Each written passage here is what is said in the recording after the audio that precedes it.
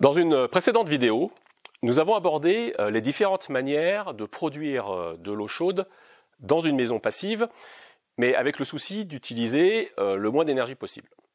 Alors, j'ai évacué à l'époque un peu vite la production d'eau chaude sanitaire à base de panneaux solaires photovoltaïques. Alors, j'aimerais qu'on revienne sur cette solution maintenant.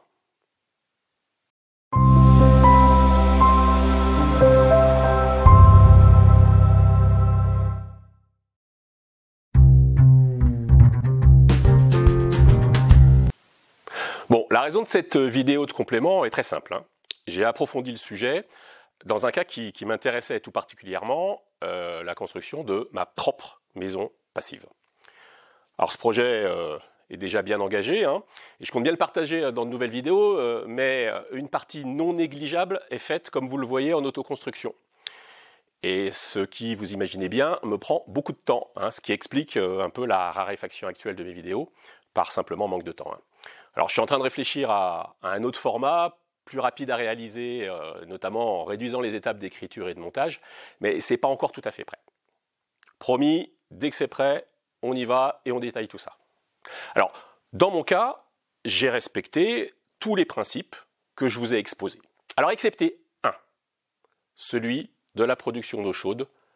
Donc cela me paraissait important, en fait, de vous donner de nouveaux arguments. Alors, la remise en question sur le mode de production d'eau chaude tient aussi à la spécificité de ma maison. Mais je pense que même dans un cas plus standard, le raisonnement tient aussi pour beaucoup d'entre vous, donc pourrait vous inspirer. Bon, pour commencer, définissons cette spécificité, donc le cahier des charges de cette maison. C'est pour l'instant, et pour encore au moins une bonne dizaine d'années, une maison secondaire, donc souvent inoccupée, en gros les 3/4 du temps. Le temps restant, ce qui reste à peu près une centaine de jours par an, elle sera occupée par 2, le plus souvent, voire 4 personnes. Mais il faut qu'elle puisse accueillir une dizaine de personnes de façon confortable, et voire exceptionnellement 15 personnes. Je rentrerai plus dans le détail dans une autre vidéo, mais en gros, elle a été conçue avec une partie principale contenant les pièces à vivre et 2 chambres, et complétée par une annexe avec 3 chambres et salle de bain. Bon, et le tout est dans l'enveloppe passive. En tout, il y a 3 salles de bain avec douche, 2 dans la partie principale et 1 dans la partie annexe. Donc, ma première idée était de produire de l'eau chaude avec un ballon solaire thermique. J'avais trouvé une solution avec un ballon de 250 litres, qui est une solution auto-vidangeable, et puis je couplais ça avec des récupérateurs de chaleur qui permettaient de passer le cap d'un gros nombre de douches. Quand on est nombreux, les douches ont souvent lieu les unes derrière les autres, donc soit le matin, soit le soir. Donc les récupérateurs de chaleur sur eau grise fonctionnent bien, ils sont au maximum de leur rendement à ce moment-là. Alors je réexplique rapidement le principe du principe des récupérateurs d'eau chaude sur eau grise. L'eau froide qui arrive au mitigeur de la douche passe avant par un échangeur de chaleur, dans mon cas c'est dans chaque bac à douche, pour être réchauffée par l'eau chaude évacuée par la bonde. Donc après une transition de l'ordre de la minute, on récupère de 40 à 50% de l'énergie qu'on évacue dans l'eau grise. Bon, ce qui mécaniquement réduit la consommation d'eau chaude qui vient du ballon. Donc, potentiellement, augmente le nombre de douches pour une même contenance de ballon. Donc mes 250 litres à 60 degrés, voire plus quand il fait beau, étaient largement suffisants pour une dizaine de personnes.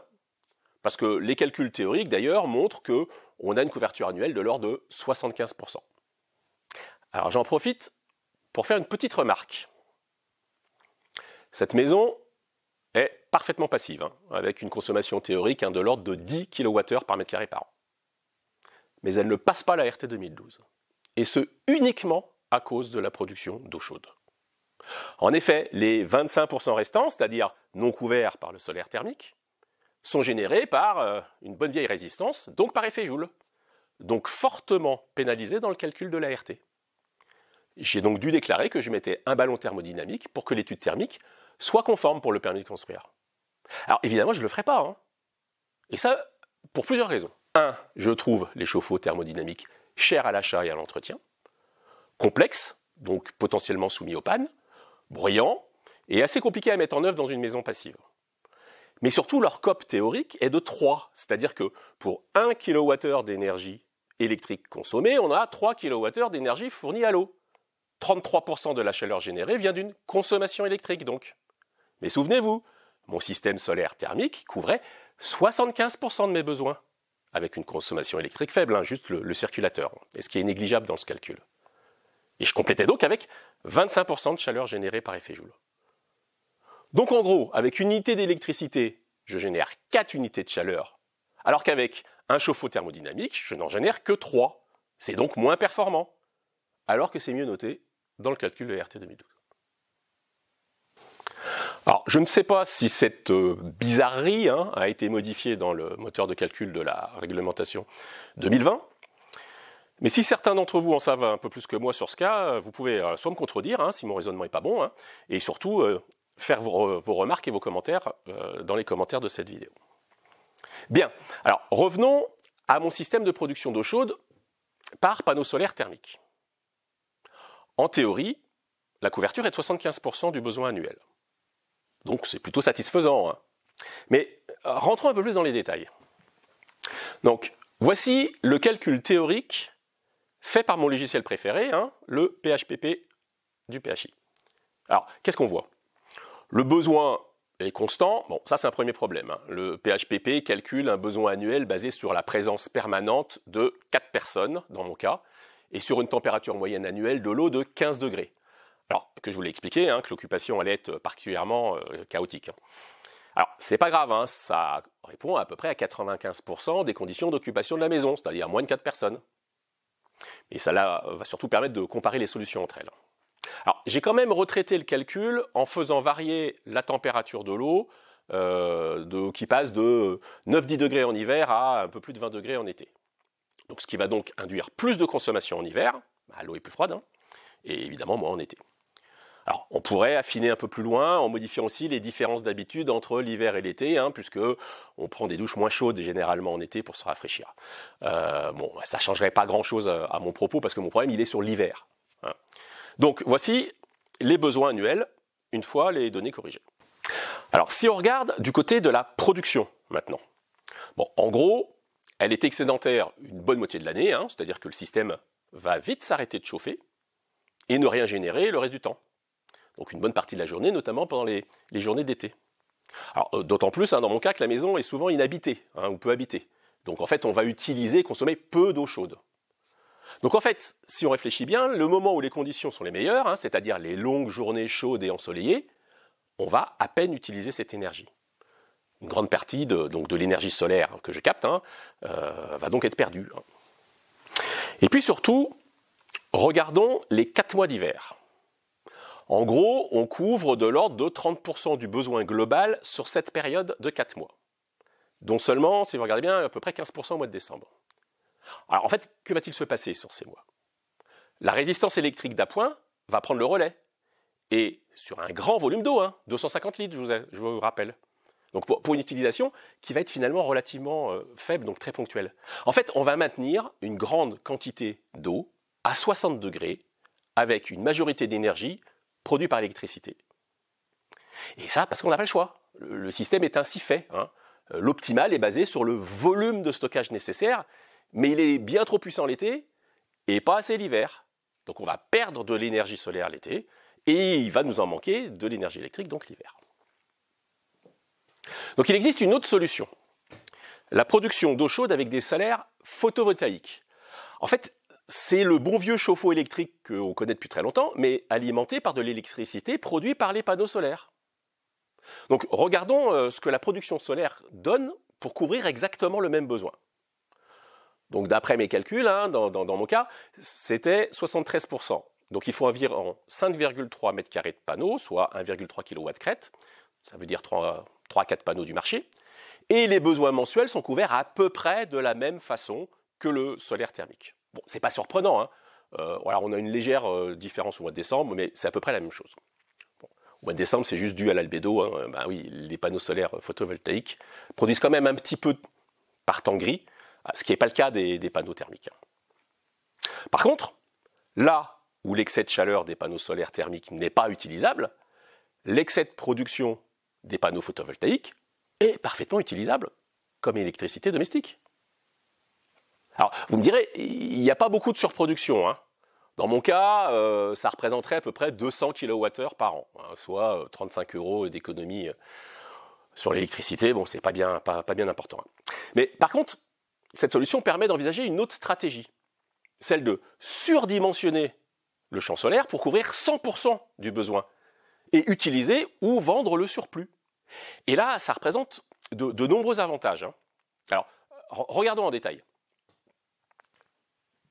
Vous voyez que si je veux couvrir 100% du besoin d'électricité pour chauffer l'eau, il faut se baser sur le bois le plus faible, hein, savoir décembre, hein, ce qui peut être obtenu avec environ 24 m² de panneaux solaires, soit à peu près 6 kW/crête de puissance.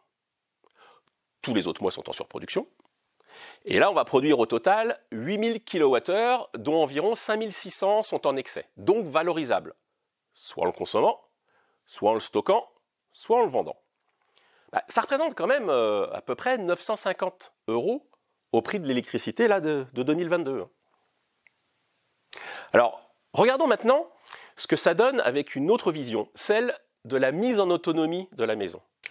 Sur ce schéma, j'ai ajouté la consommation d'électricité spécifique, c'est-à-dire la lumière, la cuisson, la ventilation double flux, et le chauffage s'il est uniquement généré par effet Joule. Donc même si la production de 8000 kWh reste supérieure à la consommation, qui représente à peu près 7300 kWh tout compris, on manque d'électricité de façon conséquente les 4 mois d'hiver. Aux conditions actuelles, hein, c'est-à-dire d'un abonnement avec une revente de surplus d'électricité, on va autoconsommer à peu près 4400 kWh, en acheter 2800 pendant l'hiver et en revendre 3600 pendant les autres mois. C'est-à-dire qu'on va économiser de l'ordre de 600 € par an. Alors, maintenant, faisons évoluer le système. Si on ajoute un chauffage autre qu'électrique, comme un poêle à bois par exemple, pour un petit apport au cours de l'hiver. Si j'estime que le bois couvre à peu près 80% du besoin de chauffage, hein, je vais en revendre autant à EDF, hein, parce qu'on va acheter beaucoup moins en hiver.